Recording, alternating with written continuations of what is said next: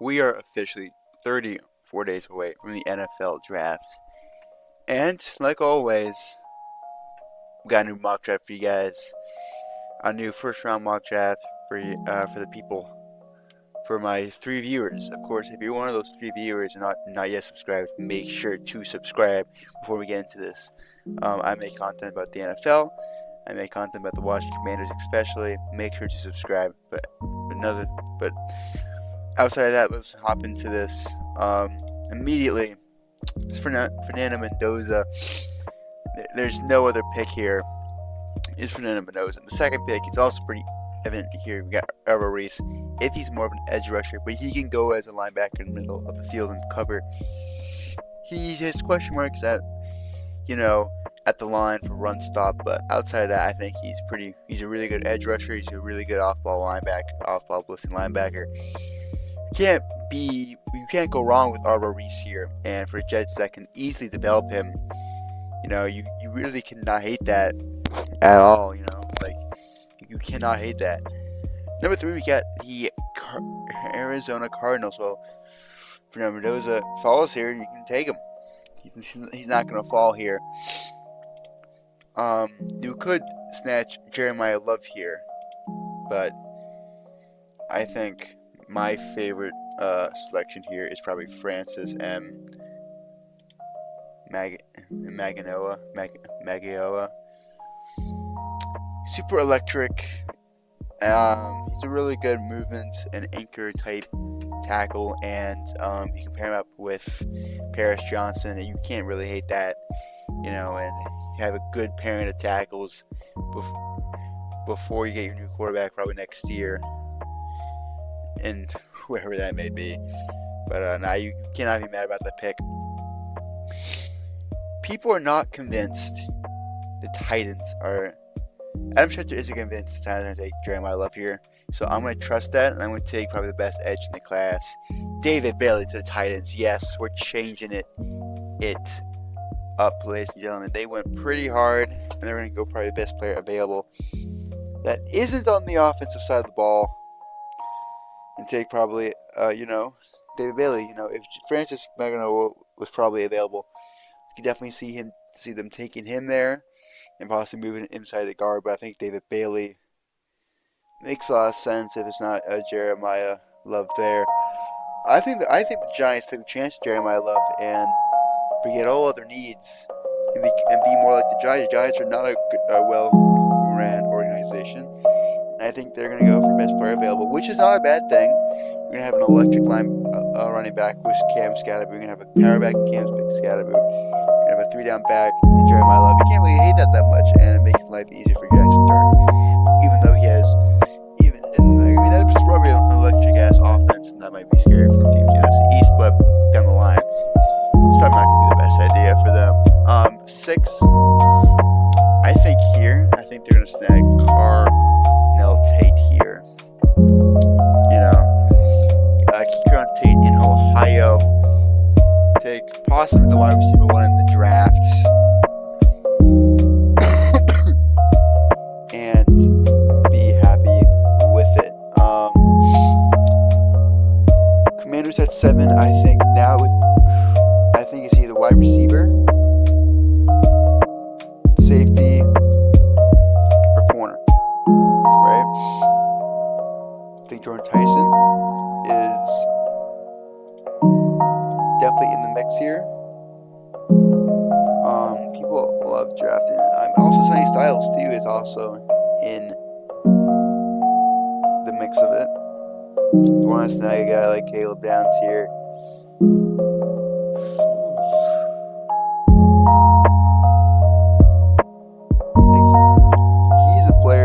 Caleb Downs is a player that can play in the box and deep at the same time.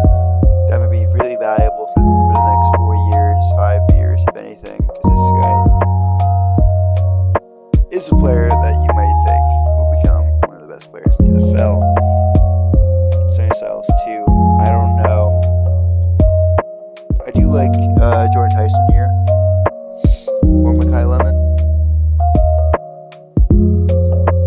Why? Well, I just think it's mostly because of the fact that, low-key, they have no wide receivers.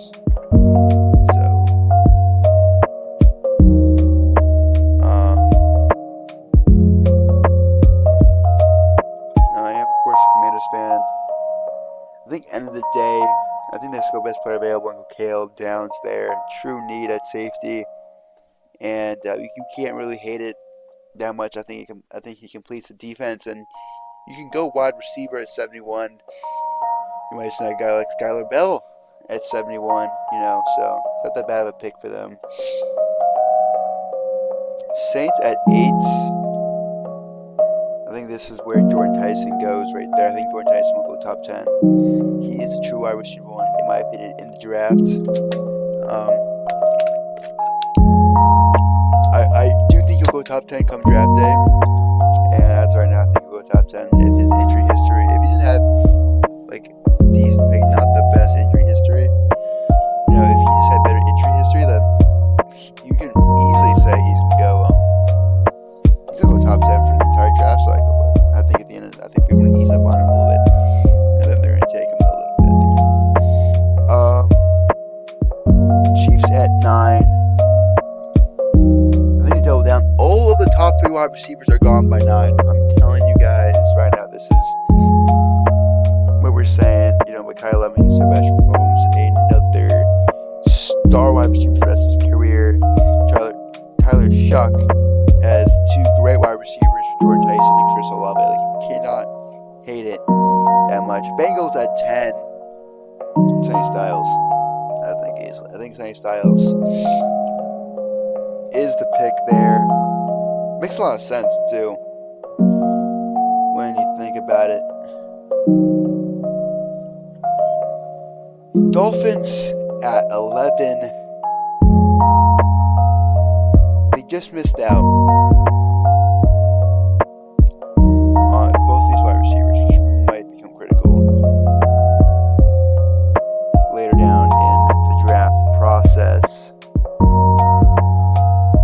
So, make it interesting. I want to take Master Lane here. I also really want to take Vega Ione. Actually, I'm going to take Vega Ione. I think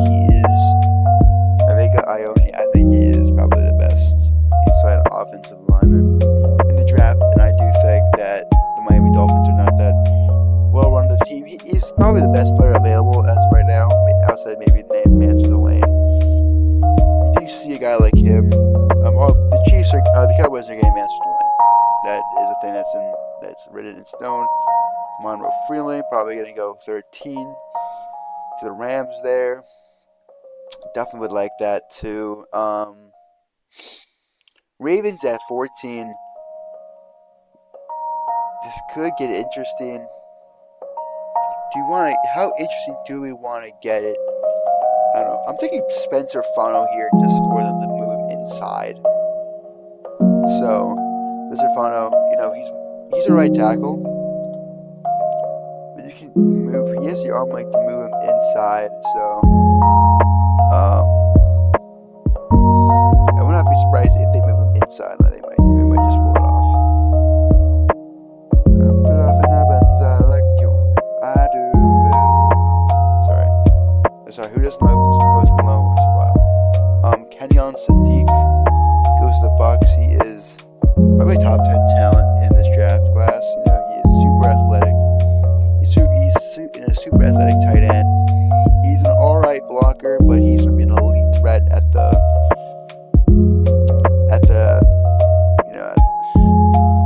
catch point as a receiving option.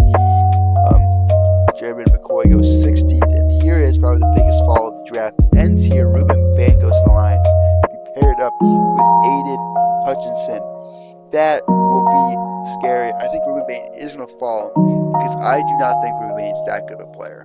He had good production. Right? That's cool. Here's the thing, though. His arm length is super scary. Don't think it could work out for him. It could not work out for him. He might be moved inside at some point in his career. He might be at edge and still be dominant. I think he's gonna fall. Vikings at 18. I think they get a pretty good steal here. Take Dylan Miniman, replace him, get another white safety for the next couple of years. You cannot be mad about that.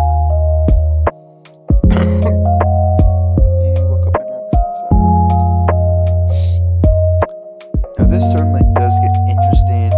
I don't think they're going to take a center here.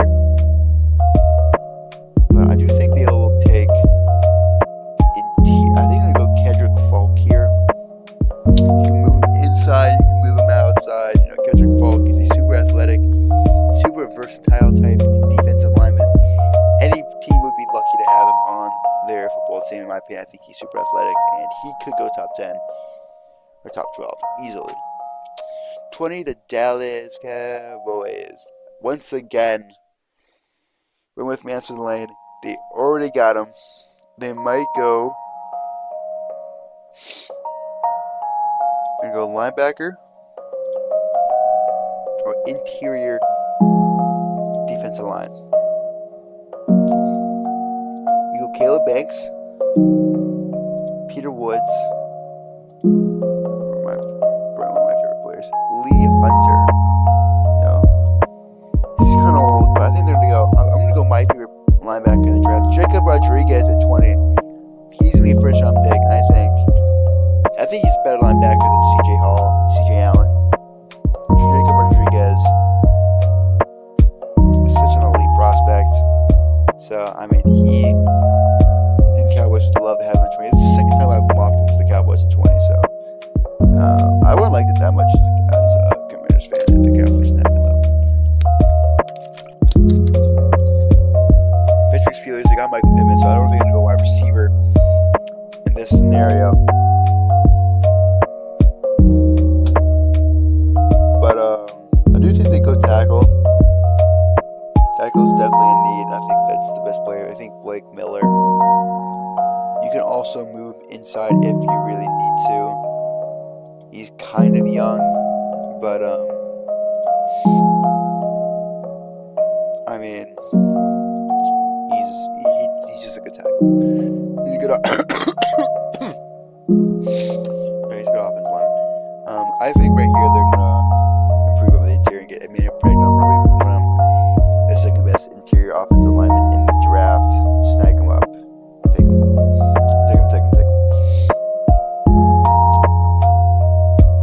I think right here, 23 is going to be such an interesting pick on draft day. I'm going to tell you guys right now. If it's Omar Cooper or Jordan Tyson, if he falls 23, A.J. Brown is gone.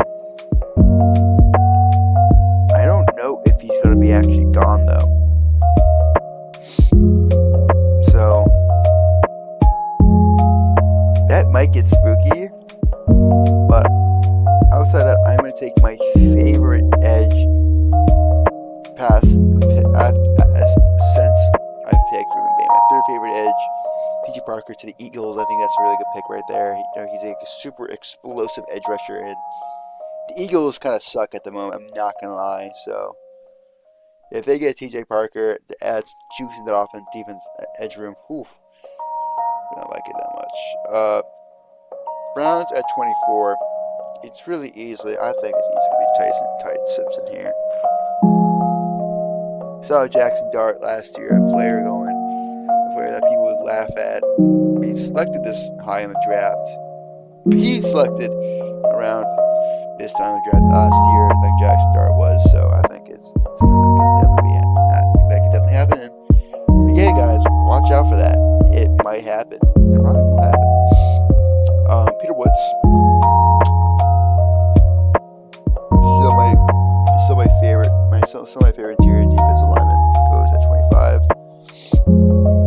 They need interior defensive help, especially for run defense.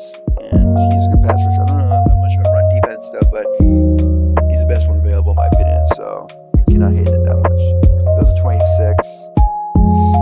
I think they will snag Emmanuel McNeil Warren, even though guys CJ Gardner Johnson's not going to stop them taking a guy like McNeil Warren. I am sorry. It's not going to stop him, right? It's not going to stop him. 49ers. I think this is where Akeem Mesdor, probably his fall probably ends a little bit. I think you compare him up with Nick Bosa, who it has some injury history. We compare him with Nick Bosa. Akeem Mesdor is a super productive edge rusher. A pretty good edge rusher, you know, he's a really good edge rusher. So I think Graham Bosa will be pretty lethal. Texas at 28 could. Whew, I don't know. I am so in. I'm going interior offensive line or maybe even tackle. Is there really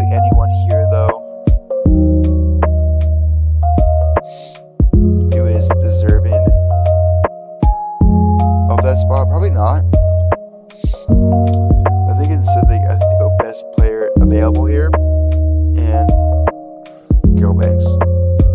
Add up on your most important thing ever. You have picks. You have 2 second-round picks, as I remember, because you have the Commanders picks. Huh? And Texans fans, look at this. You can go Chase. You can go Rutledge. You can go Connor, Sam, Jake, Jalen, Logan, or Billy, all in the second and third rounds, really easily, and that's probably better. You can just add up on the best thing. So, like, really, it's not that bad of a pick here. I would really like that. Chiefs at 29, you already got your future wide receiver, your future cornerback. Avion Terrell's fall ends there. Dolphins, you already took Ione. Help out. You need to get wide receiver. Take probably the third. Some people think the third best wide receiver you have to get Omar Cooper Jr. out of Indiana. I love Omar Cooper Jr. And some people think he might fall somewhere in the second round, but he is super electric. 900 yards, 20 touchdowns. Let me tell you this. He's a superstar. Truly, he is a superstar. So, Patriots at 31. Patriots are a team to have. In my opinion, got worse in the offseason.